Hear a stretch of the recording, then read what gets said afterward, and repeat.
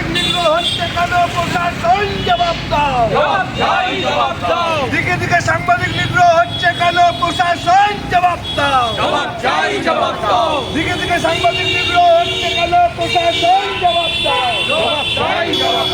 সাংবাদিক নিগ্রহের ঘটনার মধ্যে বারোটা চেষ্টা করছে। সাংবাদিক নিগ্রহ হচ্ছে কেন? প্রশাসন জবাব দাও। সাংবাদিক নিগ্রহ হচ্ছে কেন? প্রশাসন জবাব দাও। সাংবাদিক নিগ্রহ ঘটনার প্রতিবাদে লড়বে।